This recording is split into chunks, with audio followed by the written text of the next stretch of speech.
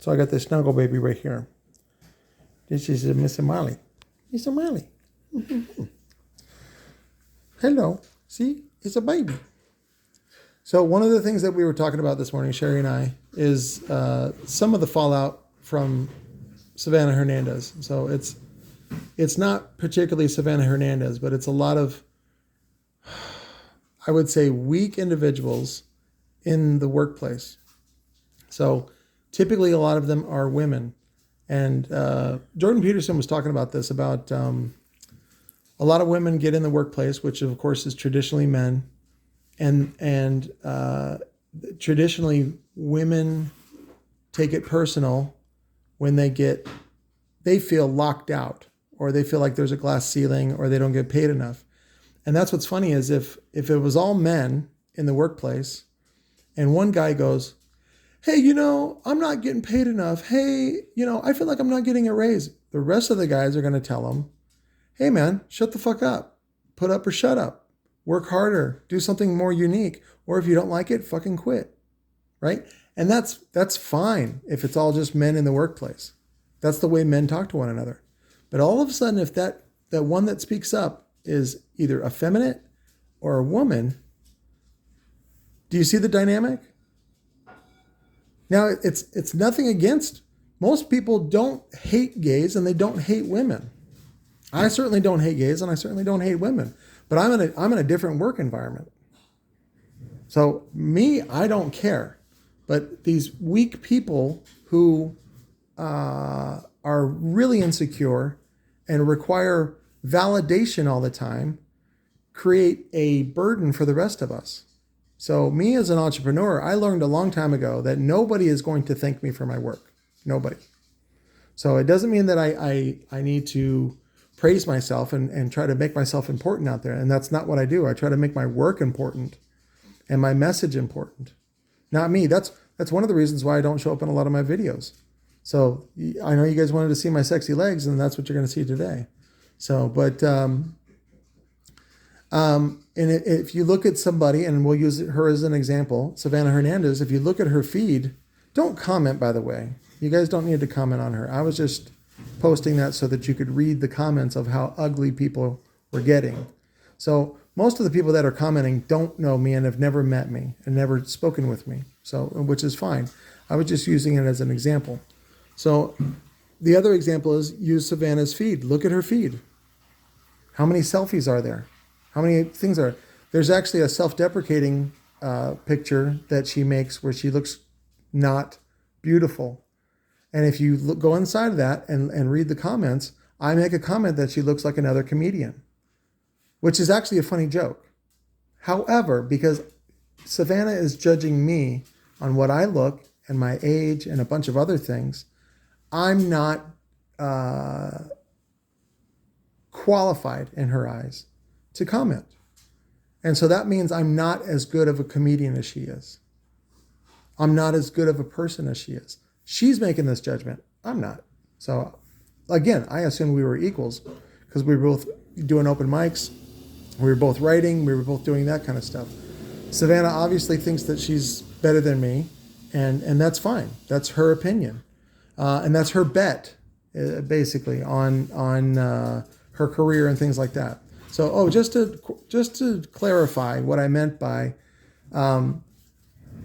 my request for an apology from her and about her integrity was, simply put, it's not a great idea for somebody like her who is going to have a career based on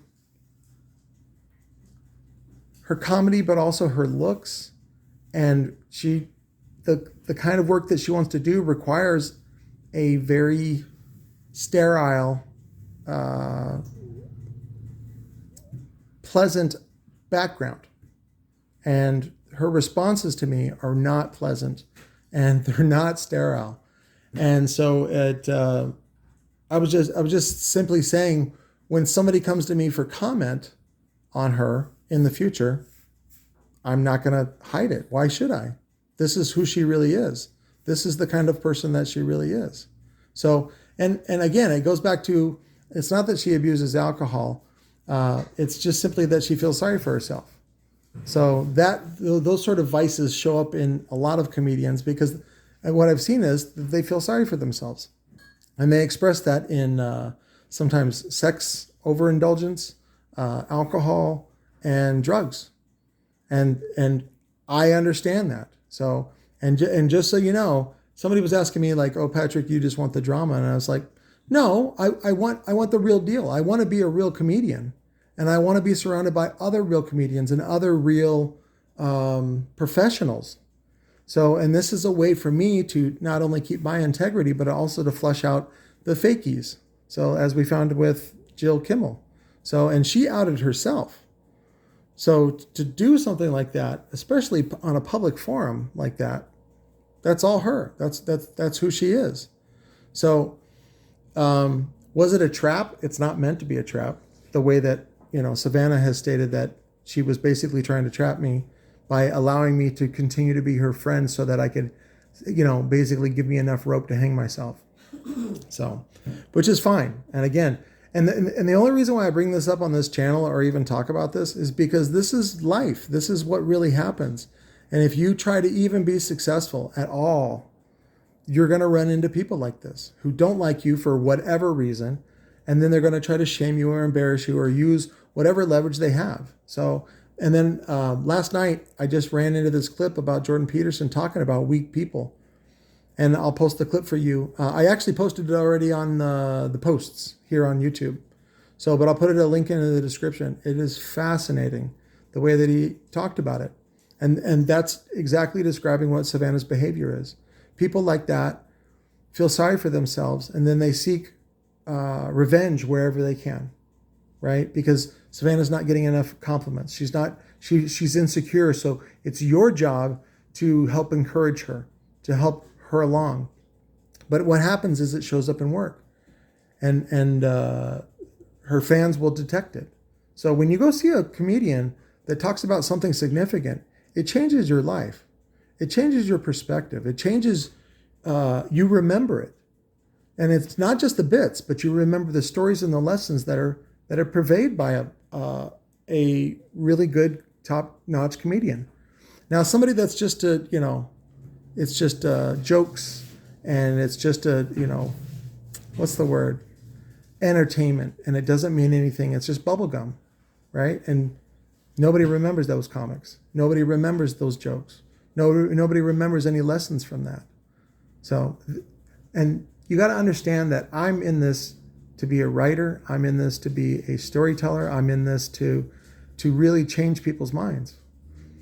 And that's my goal.